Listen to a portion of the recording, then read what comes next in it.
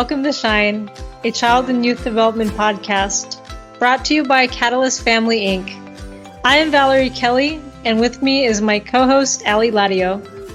If you are a parent, teacher, or work in a childcare setting, our podcast is for you.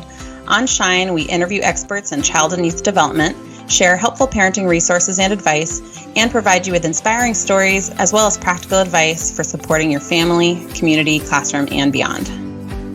Thank you for tuning into this episode of Shine, inspiring conversations around children, family, and early child development.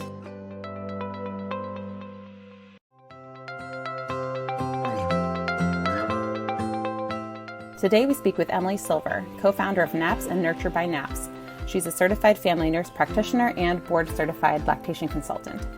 Naps supports women throughout pregnancy, throughout early childhood with an in-depth online learning platform, Nurture by Naps. They provide a wide array of virtual classes and consultations and lactation and nursing care, and work to create a sense of community that helps women feel supported in a non-judgmental way from the moment that they get pregnant. Emily and I actually go way back, and it was so great talking to her for this episode. With 2 young kids myself, I have certainly turned to her resources many a time, so it was really exciting to catch up and discuss the challenging journey of being pregnant and becoming a new parent during a pandemic and beyond. We talk about feeding struggles, returning back to the workforce after maternity leave, and we discuss how to ask for help and accept the help that you're given. I hope you enjoy. Hi, Emily. Thank you so much for joining us today. How are you? Hi, Allie. It's so good to be with you. Haven't been together in so long. I know. This is so much fun. I would love to start off with just a little quick introductions. Do you mind introducing yourself for our listeners? Yeah, so my name is Emily Silver. I am located in Boston, and I am one of the founders of Naps. And Naps is sort of this world where we take care of pregnant families and then new and experienced parents once they deliver through like prenatal education, lactation consulting, sleep consulting, peer support groups with moms. There's a lot happening, and it goes all the way down to our online membership, which I can tell you guys more about at the end. My background is I'm a family nurse practitioner. My wheelhouse is labor and delivery, though. That's what I did for so long. I'm a mom to 2 girls who are 4 and 6, and I'm expecting a 3rd girl this fall. Yay! Yeah. Awesome. Thank you so much for that. I have loved watching everything you guys have done. You've grown so fast in the last few years, and having 2 small girls myself, you guys are just spouting gold. I love your Instagram. I love your podcast. So for all new parents out there, I think we'll have a lot to learn today. So thank you for all that you guys are doing. And thanks for joining us. Thanks for having me. I'm excited to spread the word across the country too and talk to some other people. Yeah. So here, on Shine, we talk about child's development across all ages, but today we're focusing on baby stuff. So I'm excited about that. And I also will just slip in there that I am a new aunt. I have a brand new 4-day-old niece. And so I'm going to be thinking and listening to you with her and my sister in mind. So I'm excited I know. I'll be excited to learn what we can talk about. So let's just dive in. I would love to hear, just start off by what's coming up most. I know you work with moms all the time. You're talking with new parents, and hopefully there's some new parents out there listening today. So what's coming up most these days with the moms you're working with? What questions are you answering? I mean, there's always the same underlying themes that continually come up no matter where we are in our life, right? Like whether we're pandemic, during the pandemic, or post. Those are sort of like your basic like feeding struggles that moms go through, the sleep issues, struggling with like how to accept help and bring help in. I do feel like those common themes are always there. What's super interesting though, when I thought about this question, is that if I think about just like right now in this moment, we are coming out of a pandemic, and I think that a lot of the moms that I've been talking to in the last month are really struggling with that transition right? Like before they were pregnant in a pandemic or they delivered in a pandemic, we couldn't go anywhere. You couldn't have anybody come in. You were working from home. And like all of a sudden, life is resuming again. And you would think it would feel super easy to just like slide back into what you always knew, but it's not, like I think people are Right. really actually struggling with the transition, like back to real life, back to reality, honestly, whether that's with a baby or with a toddler or going back to work. That is like for sure been coming up a lot. Right. And it's so interesting to think, I'm sure a big topic last year was being a new parent in a pandemic, which had its own set of challenges, but having coming out and having life open, it's like this new bunch of expectations that are set on parents again. So that's really overwhelming. And actually, I guess on that, what during the pandemic, what were some of the challenges that came up for new parents? So, I mean, I would almost bucket them into like the new parents who were pregnant and then the parents who delivered, right? Right. The parents who were pregnant, it was such an isolating time for them because they had limited prenatal visits.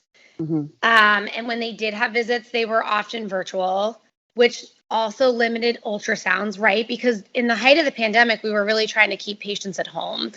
And that's very unsettling. Like I think back to, I'm having my third baby, but I think of like basic questions that I have now while I'm pregnant. And that was like amplified from my first pregnancy. Right. And so just all of those fears and those worries and those questions and concerns, and then not being able to actually see your provider as often as you would like to when you're pregnant was like super unsettling. Going to ultrasounds by yourself, right? Like you couldn't bring your partner to your ultrasound. Yeah. And so I think that was really not only overwhelming, but a bit like scary for people, Yeah. I loved going to my visits at my birth center. That was sort of those were things that kept me going, knowing I would keep my little list going. And I know you could do that virtual, but it just wasn't the same. I really liked feeling cared for in person. So I could imagine that feeling really hard. So hopefully things are getting a little bit better along those lines. But then just to turn back to what we were starting with before, it sounds like one of the challenges now is having to quickly feel like you need to go back to normal, which quote unquote normal. And that looks different for everybody these days. So what are some things that you think parents could be considering right now when they have with the new baby? Let's say it's a new parent and they are trying to go back to normal. What are some things to think about or some advice that you might share? Well, it sort of like ties into that first question of, what was it like in the pandemic and what is it now, right? Because that was your pregnancy bucket, but your parents, we had parents that were delivering babies during a pandemic, and you would go home from the hospital, again, with very limited visits postpartum because of the pandemic. And then there was this complete inability to have help, right? Like whether it was a baby nurse or a nanny or a family member or a friend, you couldn't let anybody in because we didn't have the vaccine and the numbers were really high. And so people were like truly on their own. Sheesh. And then they like got into these little bubbles, right, of like their little family and doing that. And then now we're in this place where you actually can sort of start to bring in help again, right? You can bring in family, you can bring in friends. There are safer ways to do things with the vaccine and with the numbers getting better. And I think there's that transition that feels challenging to parents, like how much can I do at once? Like what's okay, what's not okay. And then like the working parents, right? Like we worked from home for over a year in our closets and our bathrooms and our cars. Like, we wouldn't go anywhere. And a lot of people didn't have childcare because if, daycares were closed or people didn't have nannies. So parents were working and also acting as childcare providers. And so this is like the total flip that I'm seeing right now is all of a sudden it's like, hey, we're opening back up. The offices are open. It's time like to just like restart life again. And it's sort of like, like it feels really Like, how do I do that? Like, what is that like? Yes. And a lot of my moms are struggling with the back to the basics of like, oh, I have to now like drop my child off at daycare. I do need to hire a nanny because I actually have to like show up at my office again for like an 8-hour day. And I mean, I don't know about you as like a working mom too. There was this sort of like really cool takeaway from the pandemic for myself and for other moms where it was like you could actually find a way to really balance. It took time, don't get me wrong, but to actually Yes. balance like your family life and working, because the pandemic forced us to put boundaries in place that should have really like been there all along, right? I totally agree with you. And I think that, yeah, out of the difficulties of the pandemic were hard, but everyone tried to find their silver linings. And definitely one of mine was exactly that. Seeing, oh, working from home means I can pick up the kids, spend some time with them, and then finish up work after dinner, or whatever might work for your family that, I wish I had done all along, and it turns out, but we weren't really set up for that. So Nope. it's like the country's shifting, and we kind of don't know quite yet what'll shake out there. But yeah, I'd love to keep talking about that a little bit. So if let's say there are working families that are trying to find that balance, and maybe trying to find their tribe, their new childcare. What would you say about just how to go about doing that? Let's say it's somebody's first time and they're just breaking out of their bubble. Any tactical tips for getting started and trying to make that process a little less scary? Like sort of logistically speaking, like I'm going back to work, it's time to find childcare basically. Yeah. Yeah. Yeah. So I think that for that, everybody has different questions about childcare, and everybody is sort of like looking for an answer that is supposed to be right. But this is going to be one of those parenting situations where it's going to be different for every family, right? So parents don't actually need necessarily an answer. We just need to give them a way to make their decision so they can make a decision that's best for them and their family, right? Whether that be that they're choosing to enroll in a daycare 5 days a week, or maybe they decide that they want to have a nanny that comes into the home, or a lot of my clients have family that can help a couple days a week, and then they have like a babysitter that comes in a couple days a week, right? So I definitely think parents will come to me and they lay out their options to me, and they almost want me to tell them which one is right. Like, well, what's better? What's better, right? Is it better to have my mom come? She can come 2 days a week, or is it better for my baby to go to daycare? And there really isn't this like right answer. One really isn't better than the other. It's like, I actually just need to help you decide. You need a way to decide what you're going to do, because the decision actually just needs to be like, what the heck's best for you and your family, right? Right. And then it's sort of like, okay, like, what are your options? Like, what is your job? Where do you live? What's your commute like? What are your hours like? Are they flexible? Are they not flexible? What's important? There's, we go on forever, but like, what's important to you, basically? Yeah, that's right. There's so much to consider, and the finances of it and everything. Seems like many parenting decisions, kind of coming up with your priorities for your family, like you said, is kind of a good step. I know for us, it was definitely just convenience was a huge step. We felt like we were fitting in so much, and I was like, well, what's closest? what can make our lives easier? Because we were trying to find that balance. So sometimes that is a nanny. Yeah, it's an exciting time. What's realistic too, right? Like, right. Because in the last year and a half, we were operating under sort of like unrealistic expectations at times, because people were working from home, people were taking care of their kids. And I think what's kind of cool about coming out of the pandemic, and what we should do as moms and as parents, is actually hold the ground on what we want to take with us from the pandemic, right? Meaning like these boundaries that came into place, right? Because they have to, right? Like, oh no, I can't do a work call at 5. Like, I'm home with my kid doing dinner.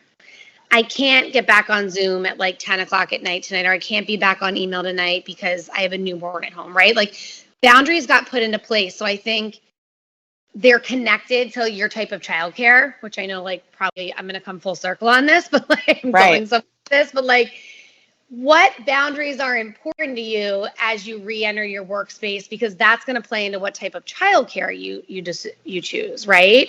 Because some people might think that they can do some days from home themselves or have some family come in, but if it's going to interfere with like the boundaries that you now have in place that are working well for you, and perhaps a nanny or a daycare helps you keep those boundaries, then that might end up being your better decision, essentially.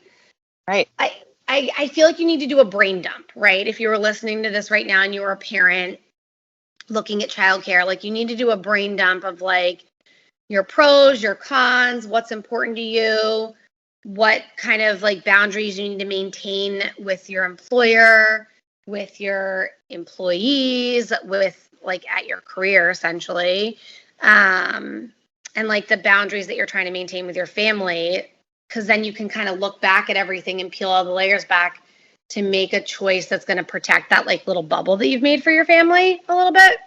Yeah. Yeah, that's actually really helpful advice. I think when it comes to place to start, that's a really good place. Just brain dump. What are you taking away? What do you want to hold on to from your pandemic bubble? And what do you want to change? I think a lot of people are also really excited to get out there in the world again and wanting that support. I'll share that some of our priorities, this is so funny because I don't think I expected it if you had asked me before I had kids, but I despise making kids lunches, and I chose a childcare where they do the lunch and snacks, and I'm so happy. Like the little things that you just decide, you know what, if I can not do that, my life will be better. Oh my God. Yeah. What are some of your priorities, actually, if you don't mind sharing, just in terms of balancing your life? Yeah, like what I've really learned the hard way and along the way is that I am not a good person when I'm trying to be everything to everybody, right? And that happened during the pandemic. It happened after my first child, which is where I was trying to be a great mom, also work my job, also try to put dinner on the table, also be a good wife. Like you're trying to give yourself to everybody, and then you ultimately just feel like you are horrible at everything. And what I've learned, like, so one priority for me is that I don't want to be working when I'm with my kids. I don't want to be on my phone. I don't want to be answering emails. I don't want to take a call. I actually really want to protect that time. And I think that that's for me what really came out of the pandemic is that I don't want it blurred together, and it got blurred together a bit because it had to be for a period of time.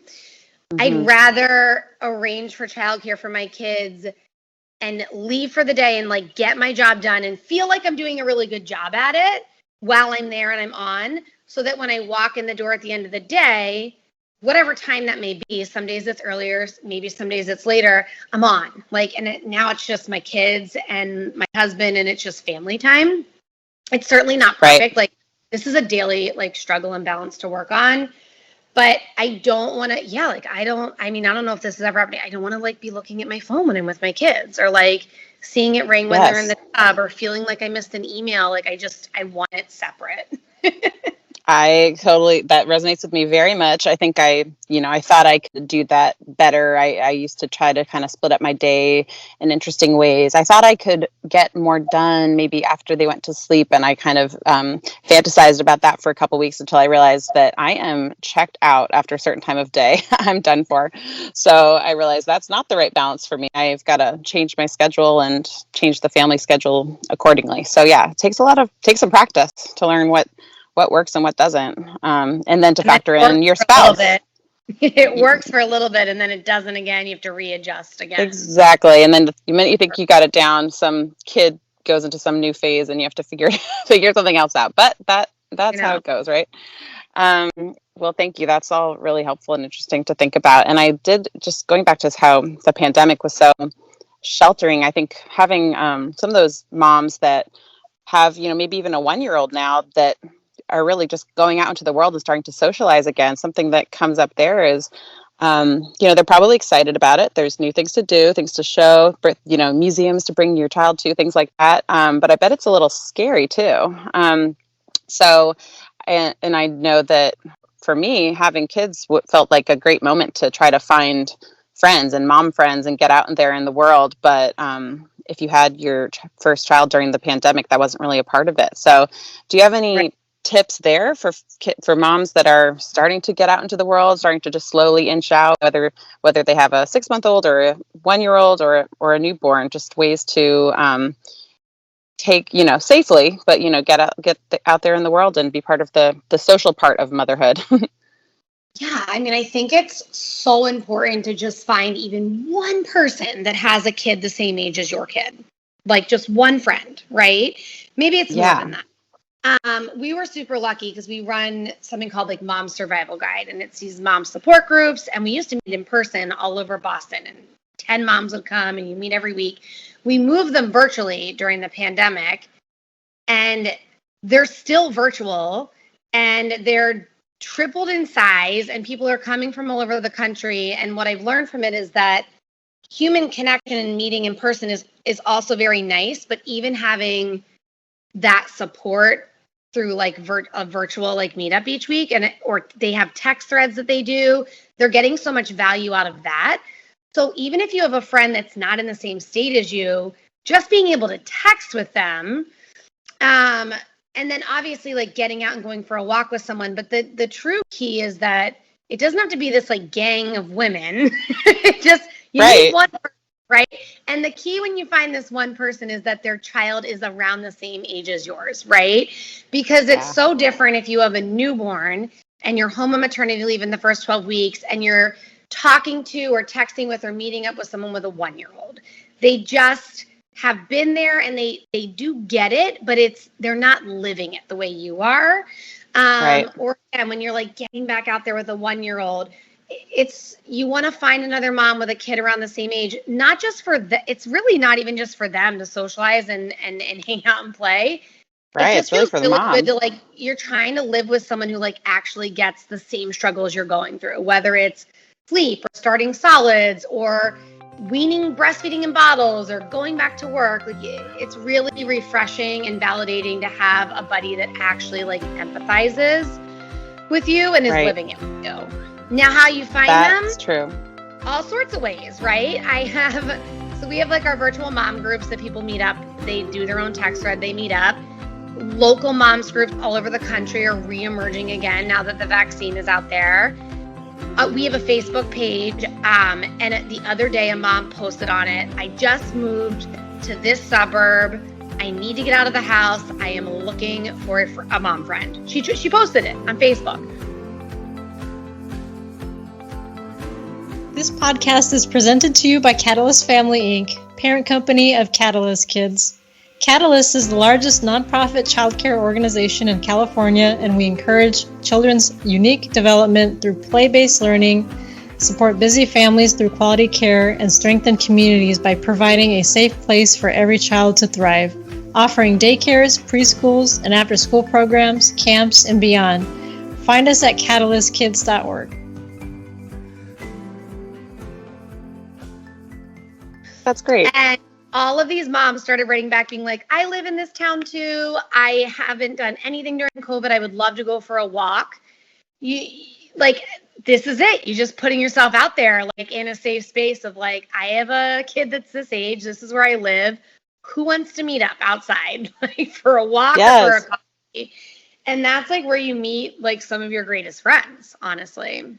Yeah, I love that advice. And I do love the idea. I mean, it's being in person from time to time is so important too, but I would have really benefited from some of the virtual offerings back, with my firstborn, because I was sort of out in the boonies. It was kind of hard to get out and about, and it was such a project to get to my local mom groups. And so, I did it, but it was a stress. So it would have been really nice to have a way to check in virtually too and make friends that way and have those text groups. So that is a really cool thing that you guys are offering. And I remember I sort of had a checklist in my head of all the different moms I had for different purposes, like the mom that I had with kids my age, the mom that I had with 3 kids who I could ask any question, the single person nearby who I could hang out with when single and childless when I was like, okay, baby staying at home, I need to feel like a real person again for a second.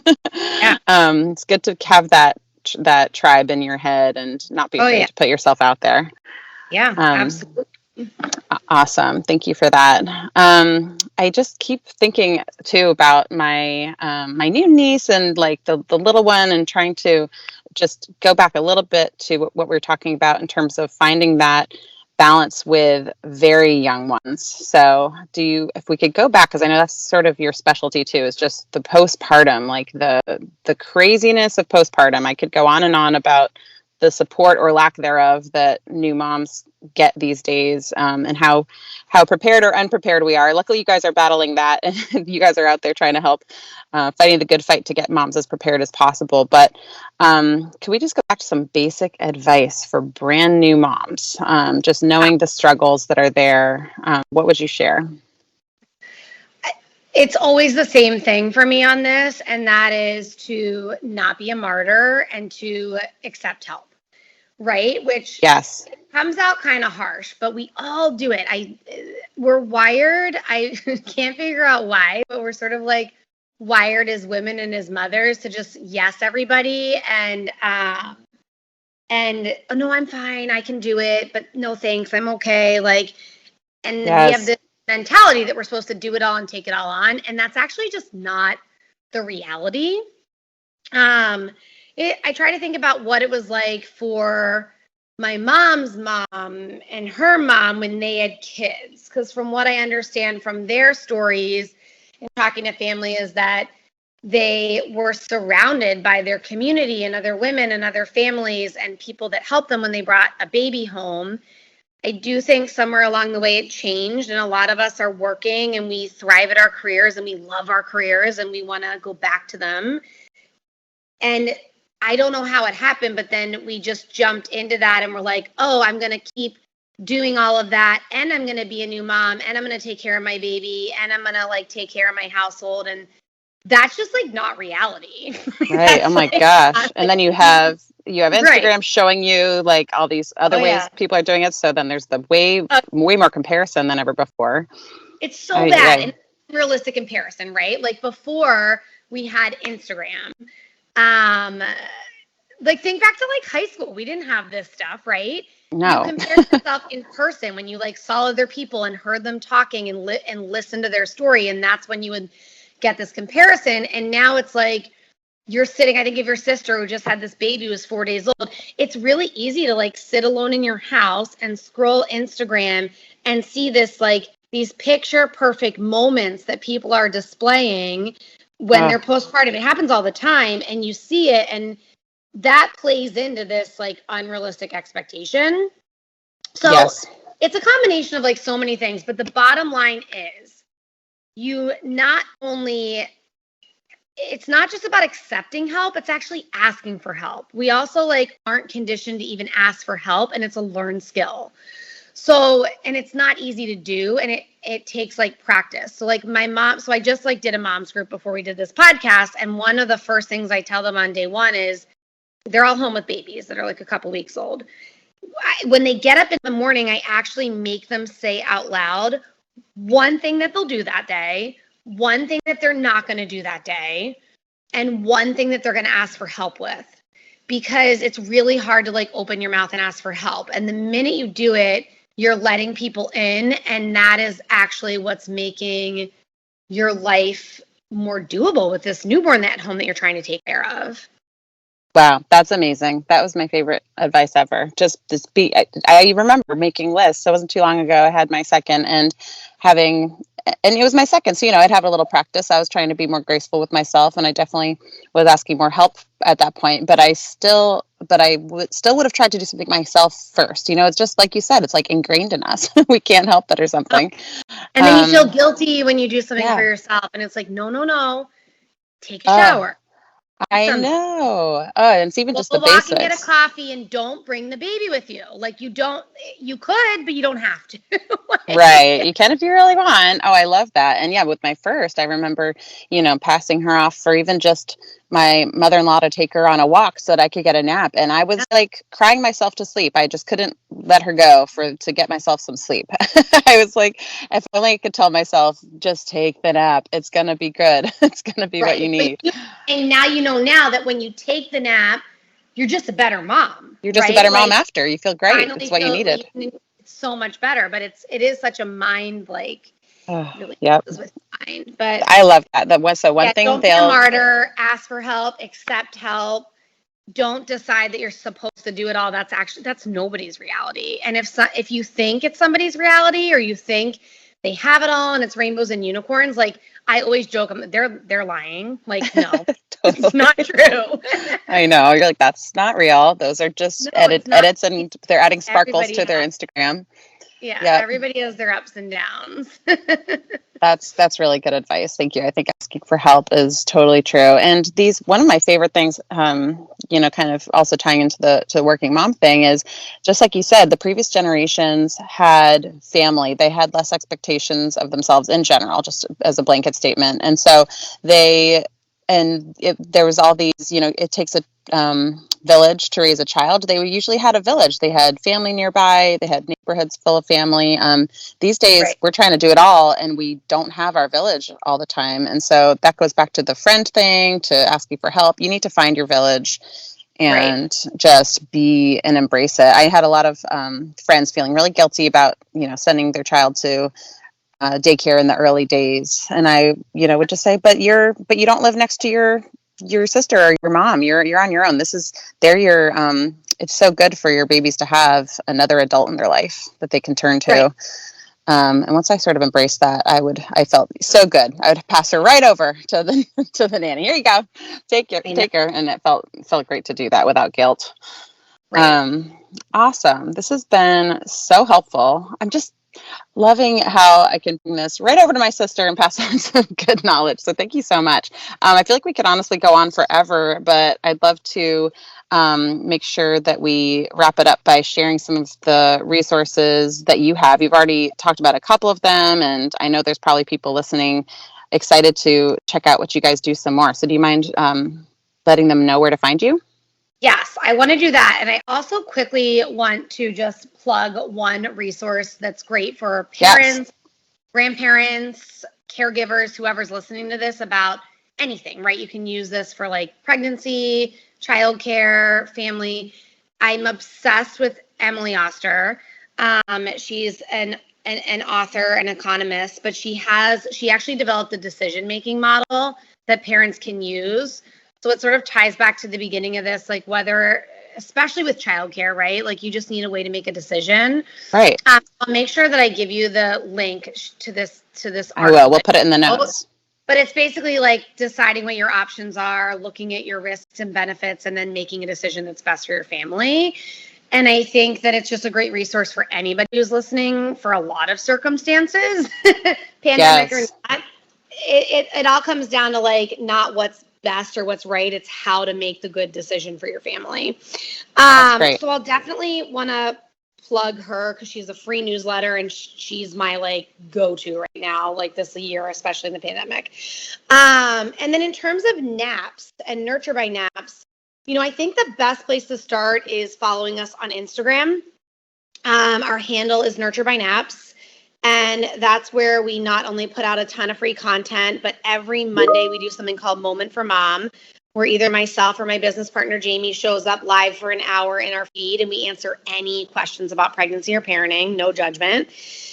And we also try to put out, the realities of being a parent. Our Instagram squares aren't as cropped and perfect as others might be. I love that about you guys. It's like a fun place to start. And then the other place that I feel like we do just like keep things super real is our own podcast, which is Unswaddled.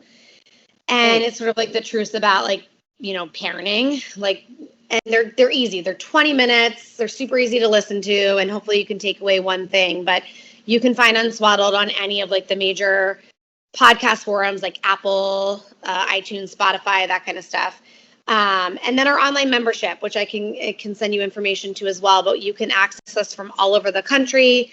Everything's online. It's on demand. It's from medical professionals that are also real moms, and it's to get some non-judgmental, straightforward parenting advice.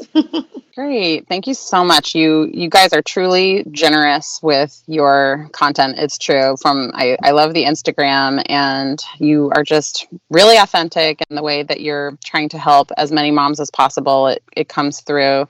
And so thank you on behalf of the moms of the world for all that you guys are doing. Thank you for having me.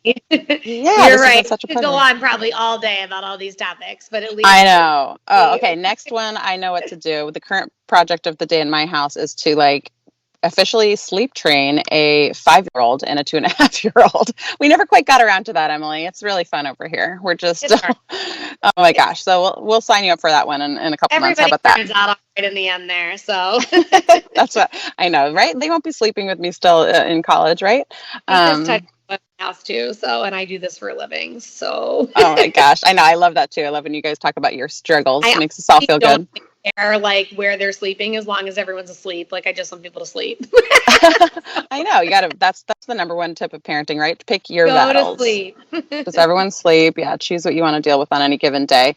Well, thank you so much for your time, Emily. I can't wait to. Yeah, we'll share all those links in the show notes, and I really appreciate having you on. Hopefully, we can do it again sometime.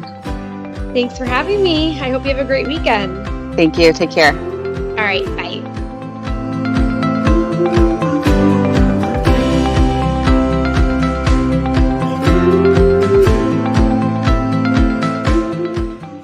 Thank you for tuning in to this episode of Shine, inspiring conversations around children, family, and early child development. Please subscribe so that you don't miss an episode and connect with us. You can find us at catalystkids.org/shine.